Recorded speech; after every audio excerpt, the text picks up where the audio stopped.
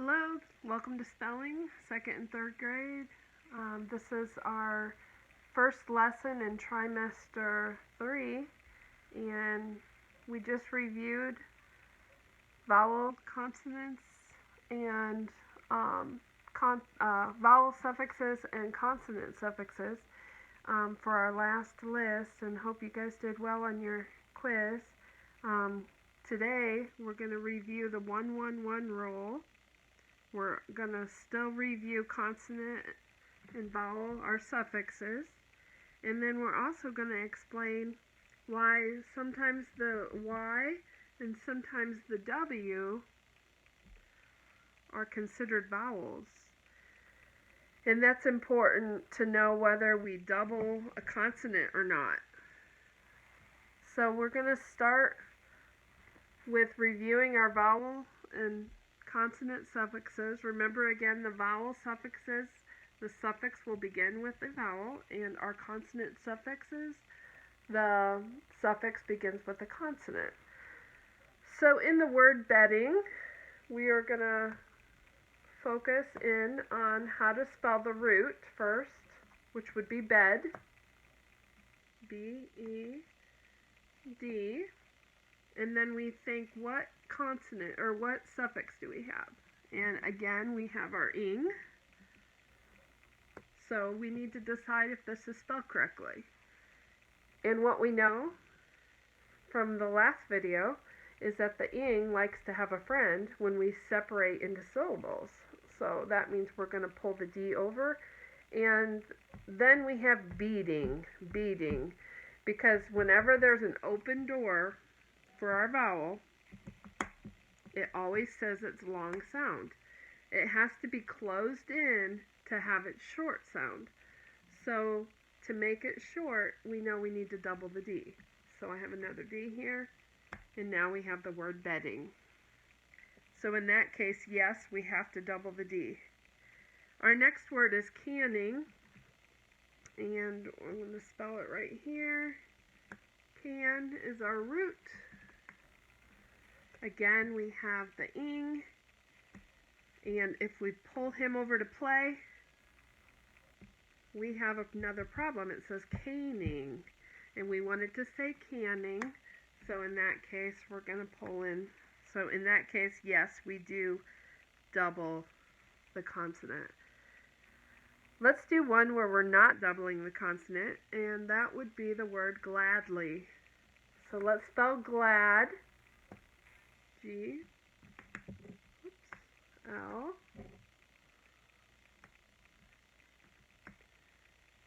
R, A, D, we'll use this one. And what do we hear at the end of gladly? We hear the ly. So instead of a vowel, we have a consonant suffix. In that case, the rules don't apply like they did with the vowel suffix. So their consonant suffixes are perfectly content without having a playmate. That's why these get a little bit more tricky. So if I were to separate this into syllables, my ly would come over here. Whoops, I'm on this word, sorry. And we would have gladly. So I would separate this over to break up the word in a collapse, gladly. This doesn't need anyone to play with him because he's happy all by himself, which allows the D to stay where it is to keep the A short. So we do in fact have a closed door like we want, because we want to have the vowel to be short, and then we have the word gladly. So that's going to be one of the words that you'll have to know how to spell. Let me take a minute to put a couple of these back so I have more room.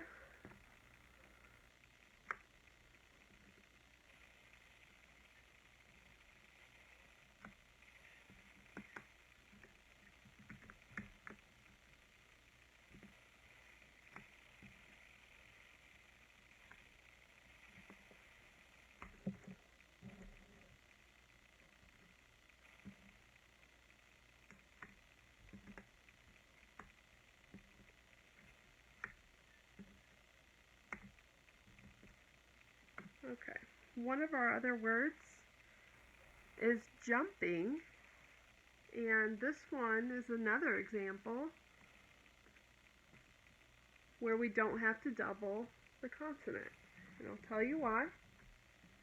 So we have jump, see here the M and the P. So now we have the first clap, jumping. So now we have to get it. Now we have a vowel suffix again. So that tells us that it wants someone to play, right? It wants to have a friend, so he needs to come over. So in this case, we need to see. You can see that there's two consonants, so we don't have to add another consonant because the U is still protected by the M, so it has its short sound.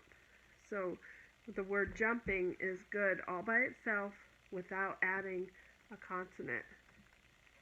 And there's a rule. It's called the 1-1-1 rule. And we've already talked about the 1-1-1 rule, but I'm going to review it here because it's been a couple weeks. So basically the 1-1-1 rule means that we have one syllable, so one clap. We have one vowel, and we have one consonant after the vowel. And all this has to do with if you have a vowel suffix attached to the end of it. So that's when we apply the 1-1-1 rule. So if you can say yes to all those ones, one clap, one vowel, and then one consonant after the vowel, and it ends in a vowel suffix, then you have to double. You have to double the consonant. And that's called the 1-1-1 rule. Okay. Another word that we have that will follow the 1-1-1 rule is mapping. So let's spell map.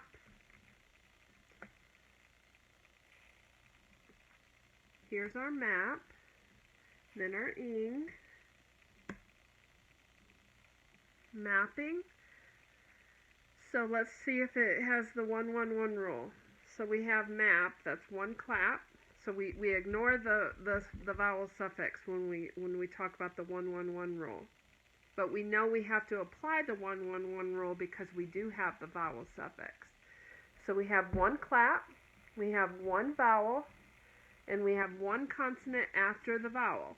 So that's our 1-1-1 rule. One clap, one vowel, and one consonant after the vowel. So yes, and it has a vowel suffix. So it does follow the 1-1-1 rule, and in this case, the ing wants to have a friend to play with, so we pull him over, and that tells us automatically that we need to double our P. So yes, we double in that. Let's do one where we don't double, so it will not follow the 1-1-1 rule, and that would be the word. Let's do helper. So we're going to spell the word help. H-E-L-P. And then we need to know whether we need to even think about the 1-1-1 rule. So we need to see what our suffix is going to be. So our suffix in this case is help, So we know we're getting it from the vowel suffix. So we know we need to look and see if the 1-1-1 rule applies. Help, one clap, yes. One vowel, yes. One consonant after the vowel, nope. So now we know we don't need to double anything.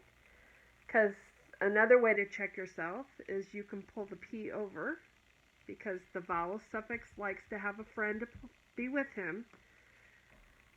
And our vowel is still protected. It's still going to be a short sound. So we know, again, a second way of knowing whether we need to not double it. So I'm going to move down to the word sailor. You'll get these. I'll attach the new list to Google Classroom. But we've got the word sail, and you'll have to just know that to make the A long, you're going to have to add the I. So that's going to be something that when you're studying, you'll just have to learn. So we have sail, and then we have ing again. So now we have the word sailing, and now we need to know, do we need to double the L? So we do have a vowel suffix, so the 1-1-1 rule does apply. We're going to move the L over. Well, we'll check the 1-1-1 rule first. So sail, one clap. One vowel? No, we have two vowels. So the 1-1-1 rule is already out. And another way to check yourself is the L is going to go over to be with the ing.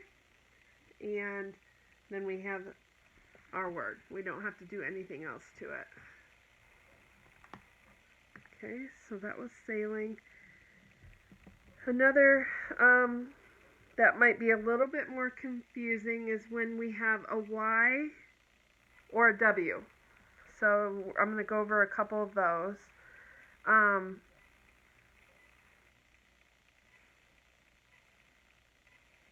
Let's do snowing. So let's spell snow. S.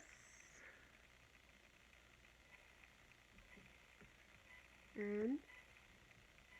And I have the W as a vowel. These are called our vowel teams. And like I said, W's are sometimes considered a vowel, and so are Y's. They're considered a vowel. So when we have a W or a Y, things change up a little bit. So let's do snowing.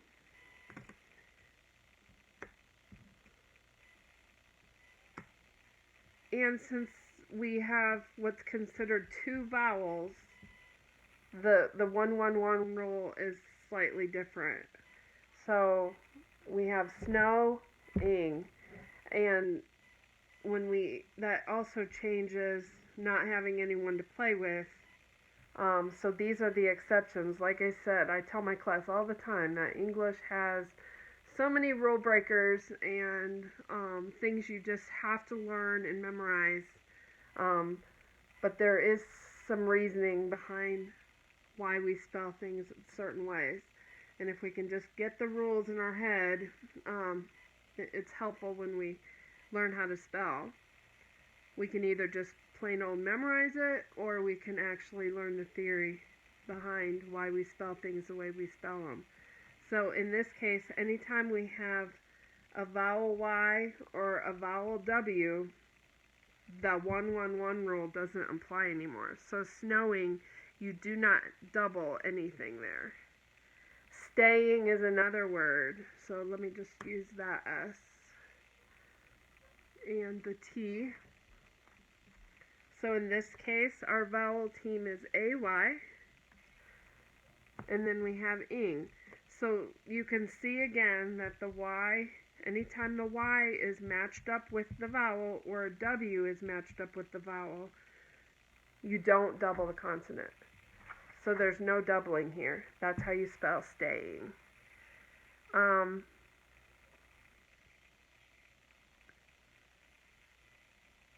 Let's just do one more, and then I'm going to explain X's. So fishing, we have fishing, and remember we have our consonant teams right here. Consonant teams, my kiddos know that it's two consonants together that makes a special sound. So in this case, it's sh, fish, and then we have ing. And since it's a special sound, the ing doesn't get anyone to play with, but there are two consonants after the vowel. So we don't double because there's two consonants there, right? The S and the H. So it still doesn't follow the 1-1-1 rule. But the way we break it up is just like this. We don't break up consonant teams. So that's how you spell fishing. And then the last thing is we never double X's. X's never get doubled. So in the case of fixing, we're going to spell fixing F I and then the X. And our rule is X's never get doubled. So we're just going to put the ing. So all your words have to do with the 1-1-1 rule, doubling consonants or not doubling consonants, looking at the W as a vowel and the Y as a vowel, and then never doubling the X's. So practice this list for this whole next week, starting after we get out of spring break. Study these and you can take the test towards the end of the week or next week, the following Monday. Okay. Hope you guys are all doing well.